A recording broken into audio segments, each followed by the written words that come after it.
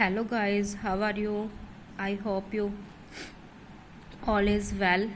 Last video में हमने किए थे अकाउंटिंग स्टैंडर्ड 10 तक। आज हम करेंगे अकाउंटिंग स्टैंडर्ड 11।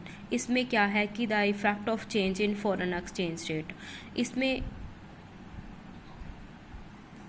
इस अकाउंटिंग स्टैंडर्ड में हमने यह बताना है कि जो भी हम फ़ॉरेन की मनी में लेन देन करते हैं, जो भी हम फ़ॉरेन के साथ एक्टिविटीज़ करते हैं, तो उसकी रिपोर्ट कैसे करनी है, उनका फाइनेंशियल स्टेटमेंट कैसे बनाना है, ये सब हम 11 अकाउंटिंग स्टैंडर्ड के अकॉर्डिंग बनाते हैं और उसी के अकॉर्डिंग लिखा करते हैं। और जो भी फ़ॉरेन की मनी है उसमें जो उसके रेट में जो भी चेंजेस आती हैं, तो उसका जो भी इफ़ेक्ट पड़ा है तो वो भी हम क्या करेंगे, फाइनेंशियल स्टेटमेंट में लिखेंगे। इसके की टर्म्स क्या है? एक तो है कि रिपोर्टिंग करेंसी। रिपोर्टिंग करेंसी वो करेंसी होती है जिसमें संस्थान अपने फाइनेंशियल स्टेटमेंट को तैयार करता है, जैसे कि INR, इंडियन करेंसी। एक वो होती है फॉरेन करेंसी। फॉरेन करेंसी वो होती है कि जो हम फॉरेन की करेंसी में लेन देन करते हैं और उसी के अकॉर्डिंग हम क्या करते हैं, लेखा बनाते हैं, जैसे कि USD, US का डॉलर और यूरोप का। और उसके बाद है एक्सचेंज रेट। एक्सचेंज रेट ये होती है कि जो भी हम दो करेंसी है, जैसे कि एक इंडिया की एक US डॉलर है, तो उनके बीच में जो समन्वय बनाने के लिए जो भी एक्सचेंज रेट फिक्स रखी जाती है, तो उस रेट को हम क्या कहते हैं, exchange rate. Monetary item. Monetary ऐसी एसेट्स या फिर लायबिलिटी एक निश्चित राशि प्राप्त या चुकानी होती है, जैसे कि देनदारी होगी, लेनदारी होगी, तो उसको मॉनेटरी टर्म कहते हैं, जो भी हम मनी में लेन देन करते हैं उसको। और ये 2 टाइप की होती है मॉनेटरी आइटम। एक होती है नॉन मॉनेटरी आइटम। इसमें यह क्या होता है कि जो भी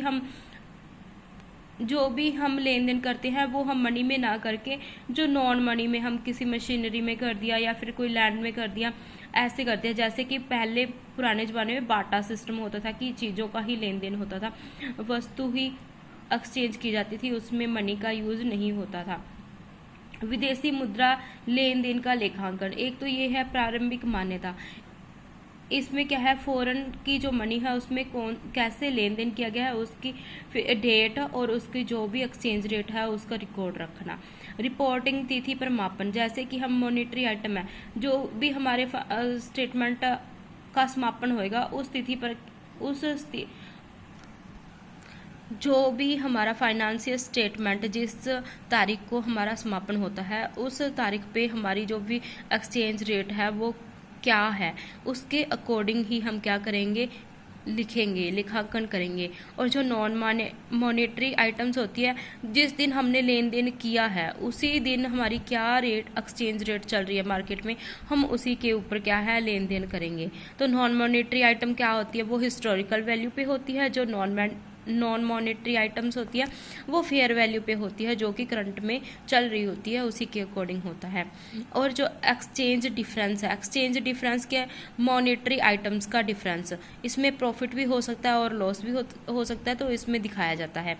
जो नॉन मॉनेटरी आइटम्स होती है, जो इनका एक्सचेंज डिफरेंस है वो हिस्टोरिकल कॉस्ट आइटम में ही दिखाया जाता है, इसमें प्रॉफिट एंड लॉस अकाउंट में नहीं दिखाया जाता। आगे नेक्स्ट है अकाउंटिंग स्टैंडर्ड 12। अकाउंटिंग स्टैंडर्ड 12 में बताया गया है कि अकाउंटिंग फॉर गवर्नमेंट ग्रांट्स। जो भी हमें गवर्नमेंट के द्वारा ग्रांट्स मिलती हैं तो उसको हम किस फाइनेंशियल स्टेटमेंट में दिखाएंगे, तो वो हमें अकाउंटिंग स्टैंडर्ड 12 बताता है। इसकी कैलकुलेशन कैसे करनी है, इसको कैसे दिखाना है, तो वो हमें अकाउंटिंग स्टैंडर्ड 12 बताएगा। इसका क्या ऑब्जेक्टिव है, इसका ये ऑब्जेक्टिव है कि ये निर्धारित करना कि जो गवर्नमेंट के द्वारा हमें ग्रांट मिली गई है, जो अनुदान दिए गए हैं, वो कब मान्यता दी जाए और उनका जो भी रिप्रेजेंटेशन है वो कैसे किया जाए, और उन्हें राजस्व या पूंजी अनुदान के रूप में कैसे वर्गीकृत किया जाए। ये हमें क्या बताता है, अकाउंटिंग स्टैंडर्ड 12 बताता है। और इसका क्या स्कोप है? इसका स्कोप यही है कि ये एक मानक केवल सरकारी अनुदानों पर ही लागू होता है, कोई और अनुदान हो गए उन पे लागू नहीं होता। कर रियायतें या फिर कर लाभ को कवर नहीं करता। इसमें ये नहीं है कि जो हमें राजस्व मिलता है या फिर हमें लाभ होता है तो ये उसको कवर करने के लिए होता है, नहीं है।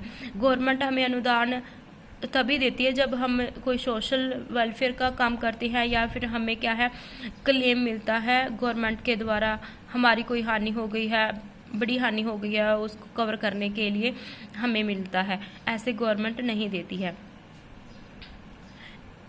आगे है कि नॉन गवर्नमेंट ग्रांट्स इस अकाउंटिंग स्टैंडर्ड में नहीं होते हैं। जैसे कि हमने किसी प्राइवेट कंपनी में अपना बीमा करवा रखा है कंपनी का, तो वहाँ पे हमें क्या मिला, बीमे का इंश्योरेंस